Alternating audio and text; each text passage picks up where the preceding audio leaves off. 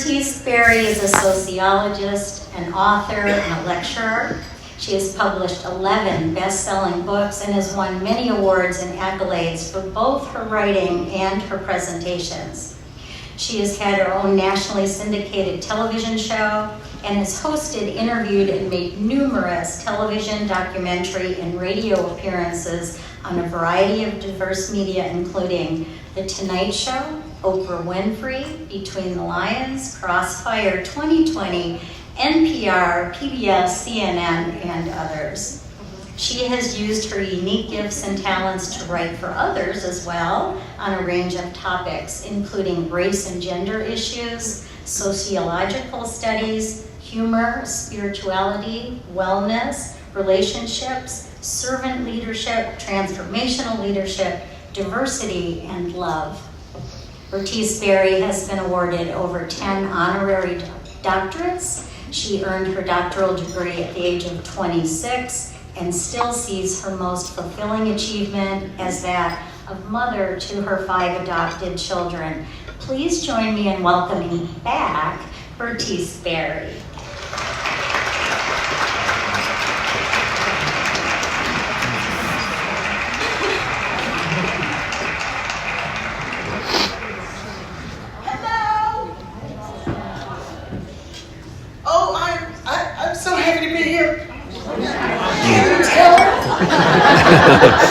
I'm wearing your logo, and I made it. So I have to start by telling you how this came about. It's actually, it has a name, and I was very surprised to see it in Dan Brown's latest book, Secret of Secrets, and I was like, oh, he's talking about me. He wasn't talking about me. He was talking about the phenomenon. It's called spontaneous savant syndrome. And it's when somebody has a head injury or some kind of neurological change, and you know how people have a head injury and suddenly they can speak French? Well, suddenly I could sew and make clothes. Kid you not, out of nowhere. I've never used a pattern, I've never measured anything or anybody. I look at the fabric and I say, what do you want to be? And I've made wedding dresses for people I've never met. It's crazy. I make coats for people who are unhoused, and every coat on the inside has a heart that says, I matter. And it is just, to me, one of these things that shows that there is much, much more in us than we know. And we just have to be open to finding it. And I love that I've been given this wonderful gift. And so when I make fabrics and things, I made this. I made this a couple of days ago. It takes me no time. It's really, really rather unique that this can happen. And then I'll make scarves and stuff. And people are like, ooh, what's ISACS? I'm like, don't you worry about it. It's a group of people who are about to take over the world. So I love doing it, and I love that you love it, and I get to reflect back from you and me and the whole thing. And we'll talk about that because some of the story stuff actually comes from that head injury. I want to start by asking you to clean your filter. Every life has a filter. It's like the filter on the dryer. There's a note in the front that says clean before each use. If you don't clean the filter, it becomes the window through which you see the world. And my mother did all the laundry, and laundry skips a generation.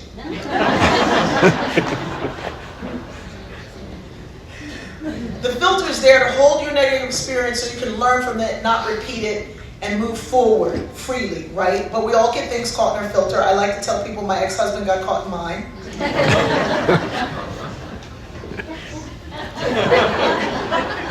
I got married and divorced in the same year, people. I had to write a country song. It's called If I Shot You When I Met You, I'd Be Out of Jail by Now.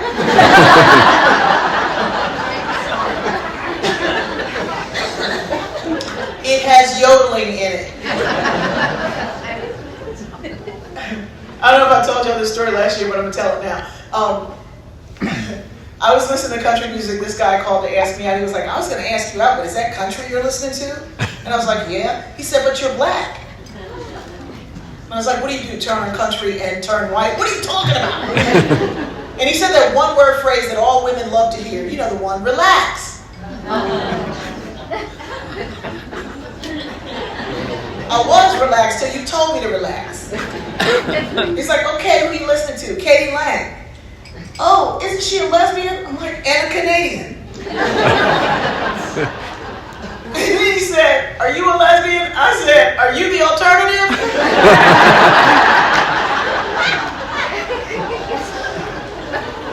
Because my mama said you could be stupid all by yourself. But one of the ways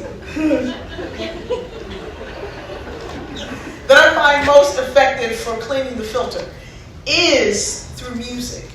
But the other one is gratitude, and it's gratitude for the self, right? But educators all suffer from what I call that's just my job syndrome. People come back and they tell you, do you remember me? Do you remember me? Yeah, I do. You changed my life. And you're like just staring at them like, what? Okay. No, you really changed my whole life. And you're like, that's just my job. And what a killjoy that you could change somebody's life and think nothing of it. But somehow we get caught in this loop of, that's just my job and I don't need to think more of that. Well, I want to give you this meditation through song, and I want you to think of this teacher who was my music teacher. I can't even say it. And this man saw me. My family was extremely poor. I had 6 brothers and sisters. Nobody in my family had been to college. I don't mean siblings had not been to college. I mean no aunts, uncles, nobody had been to college. College was like Disney World. We weren't going there either. And Mr. Morris saw me. And he saw this little thing, this little voice in me, and he said, if all you have is that voice, I'm going to use that. And we're going to use that to try to get somebody to see you and help you. And I had a cleaning job in the morning. I cleaned houses in the morning before schools. And I cleaned banks at night. I mean, it just doesn't get any more Oliver Twist. Except that time the police officer almost shot me because nobody told him that the cleaning people were coming. What? Right. And Mr. Morris took this song and he said, you learn this song. And I was like, well, why? And he said, because you're going to go around and you're going to sing this song. And this is a song I need you to sing. And I was like, but I want to sing this other song. He said, no, this is the one I need you to sing. And I was like, okay, well, I got to try to get some new clothes. He said, don't get anything new. I looked so tragic. My little shoes were run over. I had this little black skirt that kind of wrapped in a little top. And he was like, don't get anything else. Because he knew that I looked so poor, I was going to win the competition. Because I was just like, boom. But I had this voice that he wanted me to use. I was not the best singer. I wasn't the best with tones or musicality or any of that. But he saw my whole story. And he said, if we can get your story out there, somebody will see a way to make a way. So I want you to meditate on your own life, and you don't have, nothing annoys me more. I sit on a plane, and people go, oh, tell me your story. I'm like, story? Which one? Your story. You mean, how did the black lady get up here in first class? Is that one? Because very often that's the story they're asking about. But you do not have a story. You heard it earlier, and it was said in such a charming way.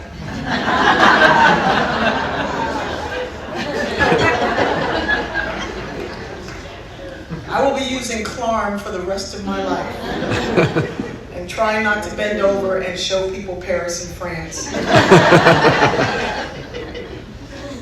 You heard all those wonderful stories. You are not a story. You are not. I think I have a book in me. Baby, I just met you. You the Library of Congress. We have many, many, many stories, and we're not telling them well. We can tell them better. We can tell them better, and I'll do some of that, but then the workshop that's going to happen up afterwards, I'll give you some tools for engagement that you can use to tell stories not only to yourself, but to others and to people that we have othered. But this song, I just want you to hear what this marvelous educator, and I haven't sung this song in 1,000 years, so if I sing it at the wrong note, I don't get them, just feel the love. It's that whole Maya Angelou experience thing. You don't know what I said, you just know how I made you feel. Baby. If you believe, within your heart you'll know that no one can change the path that you must go. Believe what you feel and know it's right, because the time will come around and you'll say it's yours. Believe that you can go there. Believe that you can float on air. And know from the moment you try, if you believe, then you'll go there. Believe in yourself right from the start. Believe in this magic that's inside your heart. Believe all these things, not because I told you to, but believe in yourself. Just believe in yourself. Just believe in yourself, 'cause I believe in you.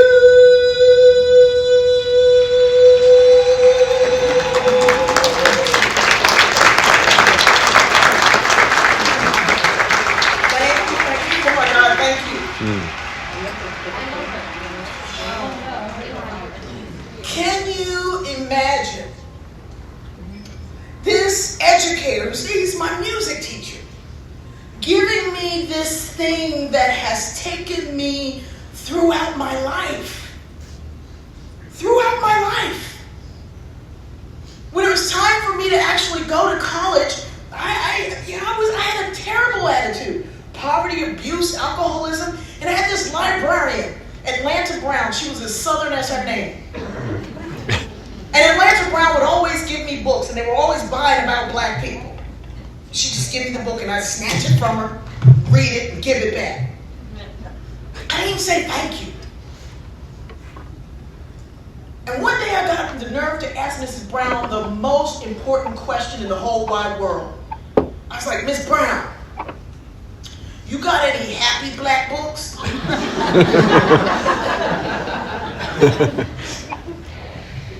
was like, I know why the caged bird sings. I got the bluest eye. What else you got? Mrs. Brown's face took on the look of the Oracle from the movie The Matrix. She was like, why, yes, I do.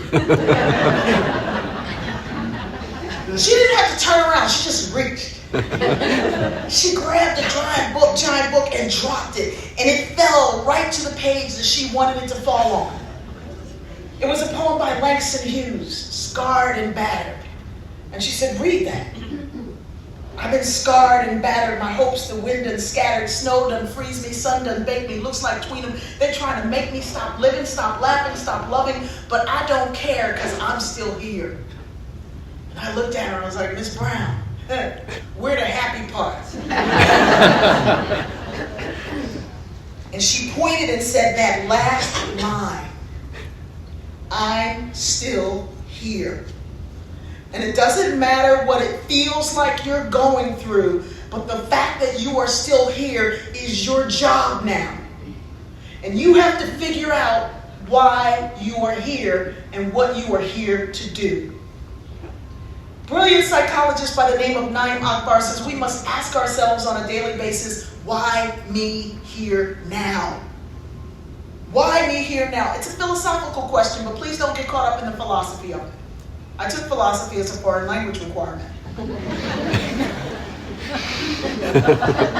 walked in the classroom, the professor held up the textbook. He said, "Is this book real? Is it really real?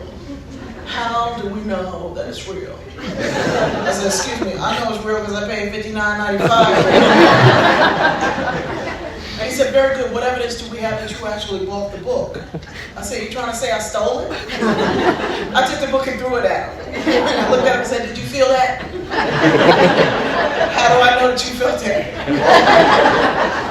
Yo, if I take you to the woods and shoot you, will anybody hear you die?" Just asking. I have come to see that a big part of my why is about story. I had been working on it prior to the pandemic. I mentioned earlier I had this head injury. Now, there's a reason I have a head injury. I also have MS, and I fall. And this one was a bad fall. And so I had this head injury, and if you see me do this, it's because I used to have very long dreadlocks. And it's a phantom dreadlock in the way. You know what? I wasn't going to tell you this story. I have to tell you this story now. I'm so sorry, I have to tell you the story, but I got to come back to the other one, but I will, I promise you. I think I will. Anyway.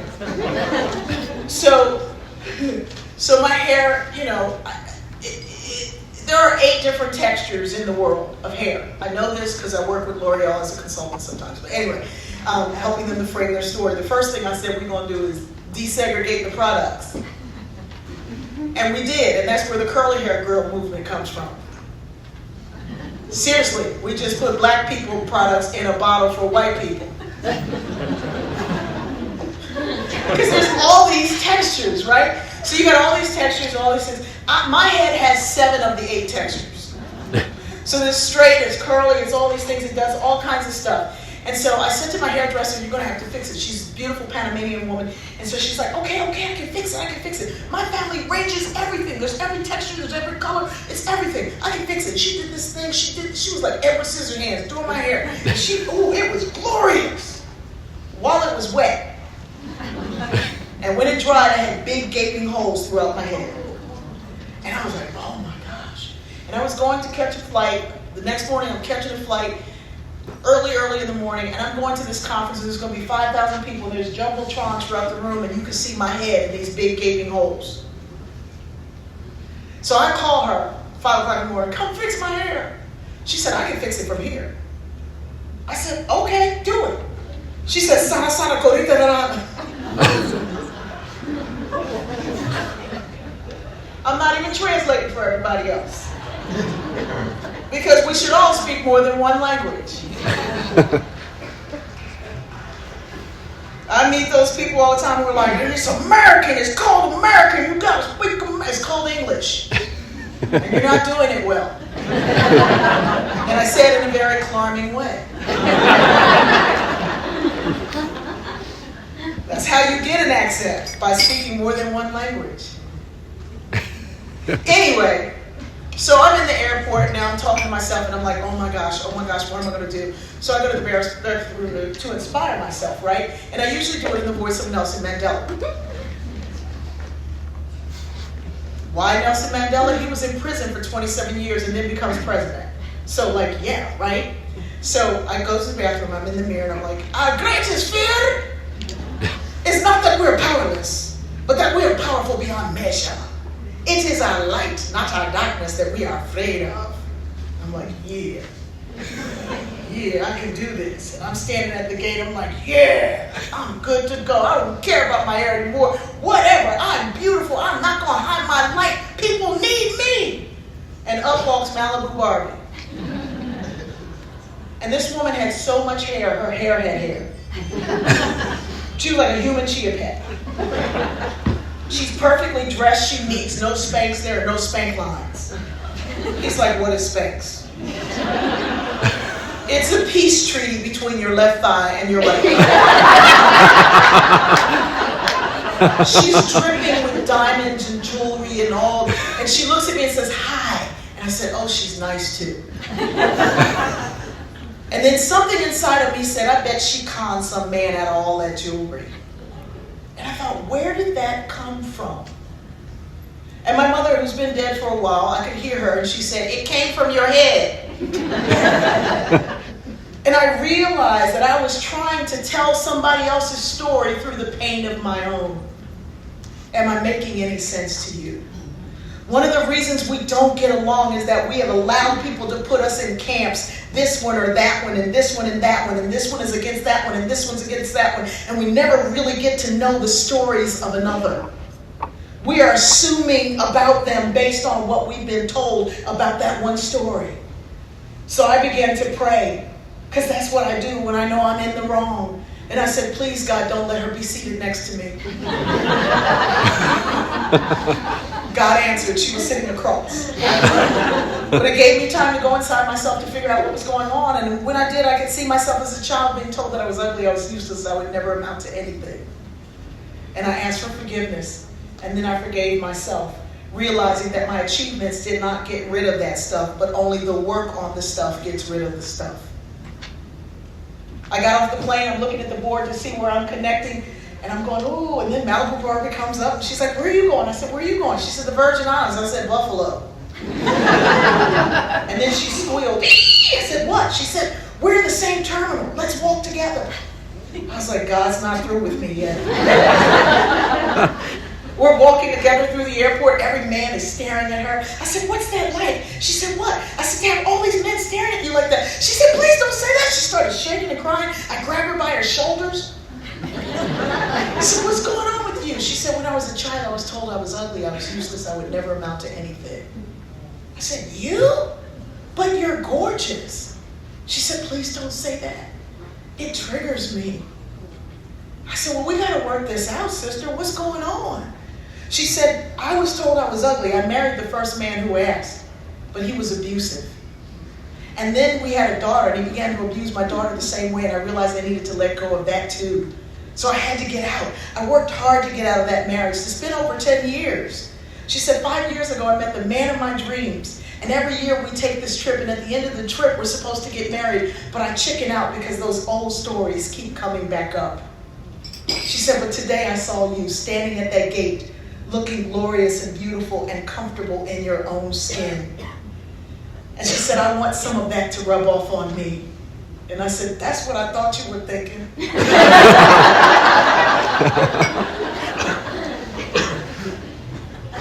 No, I told her the truth. I said, I got my own stuff to work out, but it seems like we needed each other's story to see how similar we are. And to get the piece that we needed from one another, you needed to hear my story, I needed to hear yours, so that we could get what we needed. And now we're hugging and crying and rocking. Now all the men are looking. And then she gave me something I really, really needed. By the way, we exchanged information. She did get married. She is very, very happy. But she gave me something I needed that I didn't even know I needed. She said, by the way, those men were not staring at me. They were staring at you. So I went back and checked. She was right.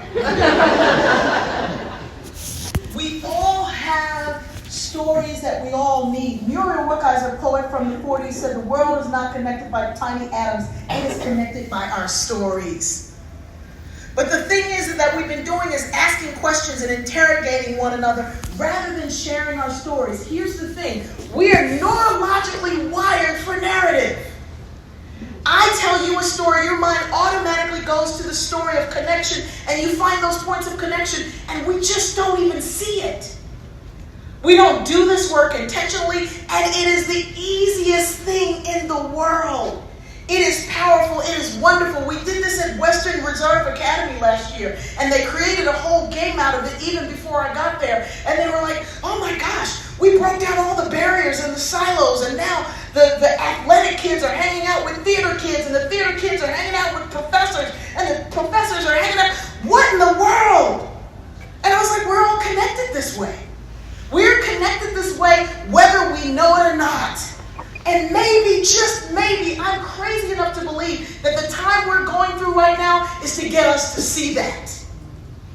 Stop looking for a king to fix it. We are it. And it's only when we connect one to another, sharing who we are, that we get there. And I'm going to do a little bit of this, and then the rest of it is going to happen upstairs. I was telling you about this head injury. When I had this head injury, I could not read, I could not write. I was reading 6 books a week, and I was like, that was my life. I couldn't read. And I didn't want to tell anybody. I couldn't function. It was devastating. I go to this neurologist who's a cross between an otolaryngologist and a neurologist. And he says, oh, you know, the computers are designed to act like your brain. I said, okay, how? And he said it stores all the data, and all that data are all of your stories. You've got a story for walking, a story for talking, a story for walking and talking. You know, the older you get, that story for walking and talking goes away. You try to walk and sing. Thank you, old people. But he said it's just like a computer when it crashes. Your computer has crashed. It has to reboot. Usually takes a year. It's going to take about 2 for you. It's like, what are you talking about? He's like, yeah, all that stuff is defragmented. And all of a sudden, I could see it. It made sense. And he said, where you are when you heal is where you'll be. Oh, my goodness. And every time I would get frustrated or angry because everything was at the same level. Walking, talking, the sound of the air conditioner, the sound of somebody saying something, the sound of somebody writing was all heard at the same level. It was debilitating, and I thought I was going to lose it. And when I would get frustrated and start saying, "Ugh!" my kids would say, hey, Mom, calm down. Is this where you want to be when you heal? Is this where you want me to be when I heal? And learning to process through that. And so then I started listening to stories, old stories, not just one narrative that we've all been told, that it's this way or no way. There are so many stories and so many ways of telling it. You can tell that I'm a black woman, but I'm also indigenous. I'm of the Napi tribe. And we don't just think you're well when spirit, mind, and body is well. You are well when spirit, mind, body, and community are well. That's a different story. That until all of us are well, none of us are well. How much more rich is that story? And so I started to do this when then the pandemic happened. I'm sewing masks. My family makes 30,000 masks and sends them out everywhere. And people were calling me saying, can you just talk to me? Because I asked one question. What do I know and what does my community need? I knew how to sew. All of a sudden I had this instant gift. I could sew. I'll make masks. And it was before they even announced that there was a shortage. I'll make masks. I'll find a way to be hopeful in our family with all the stuff that we have going on. I'll make masks.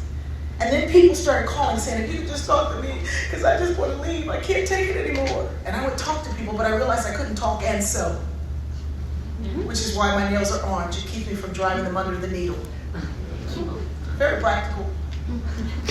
So I'm sewing, and then I just said, you know what, I'll just record stories. Because at first I was sharing 5 steps to something, and it didn't work.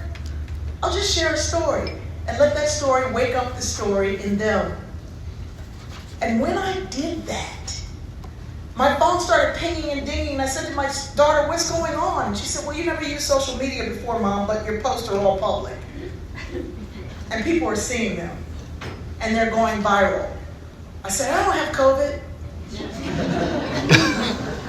She said, no, but you're not very bright. So people were hearing those stories and learning from those stories, and then we created a story group where there's 7,000 people who every day share stories with one another. And then we created the Institute for Story with Hospice Savannah, where we literally collect last stories. And we have found that there is never a story that's told that is not useful. We were just talking about this earlier, and I remembered a powerful quote from Howard Thurman who said, don't ask what the world needs. Ask what makes you come alive and go do it. Because what the world needs are people who are alive. We keep trying to fit people into one box, one place, one thing, when there is so much more. I'm going to take a little bit of time without sharing, because I'm out of time. But I'm going to take a little bit of time and give you this, but you got to work with me. Are y'all going to work with me? And then in the workshop, we'll go deep, and I'll give you the tools and the rules for how it works and why it works. But right now, I'm going to give you this, and then I'll give you the signs if you come to the workshop. If you can come to the workshop. It's going to be right up there. Find a partner. Find a partner. Find a partner. Okay, you got your partner. Trio. Okay. You don't have a lot of time. You got your partner. It's about to get louder in here. If you don't have a partner, look for somebody who doesn't have a partner. It's about to get louder. Decide who's going first. Okay. Jacob, I'm gonna need like 4 more minutes. That's all. Just 4 more minutes. Okay, Jacob, can I get 4 more minutes? Okay. Did y'all decide who's gonna go first? Okay, great. I'm telling you a story. My mom, the most loving earth woman on the planet. Amazing woman. But not the one I grew up with. She was abusive, she was angry, she was alcoholic. But that's not her story. That's not my story. I'm trying to tell hers, and I'm not telling it accurately. We'll talk about telling somebody else's story later. Does that make sense? My story is she was abusive when she was drunk sometimes, but then she transformed into this loving earth mother and gave me more than I ever thought I could need. On the day she died, she said, I've got to go, but I'm going to give you something. I said, you didn't even give me anything. She said, I got to give you something. I'm giving you a clean slate, and every day you will get to start new. I'm taking all the shame, the hurt, the stuff that happened to me and her mother, and I'm giving you a completely new way to start and live your life. 16 seconds later, she was gone. But then she left journals that I found 6 months later that told the story of all the things that she had been through. And I felt so much shame for ever feeling angry at this amazing woman who had been through so much and still managed to keep us together. So now turn to your partner. You're only getting 1 minute to tell a story about the legacy that you want to leave. Your time starts now. Now we're switching buttons. Wait. You don't get the same story. Because this breaks the habit of listening for what you're going to say. That's why they call me the doctor. Terry Evenson, a wonderful man who was supporting the education of all kinds of folks. He was a white man from northern Minnesota, and we didn't know why he was helping to put us through school. The joke on campus was that he was going to educate children of color and then kill them, which made absolutely no sense until he took us to his lake house in northern Minnesota at night. We were like, Mr. Terry, you're going to kill us? When we were in our 40s, he gathered us all together and sat us down and told us why he did it. He said, I'm gay. I've been living in the closet all my life. And I knew it wasn't my turn yet, but if I supported the rights of others, and the only right I know is through education. He said, if I supported your rights, maybe when it was my time, somebody would support me. So turn to your partner and tell a story about a time when the one who was not the teller before is now the storyteller.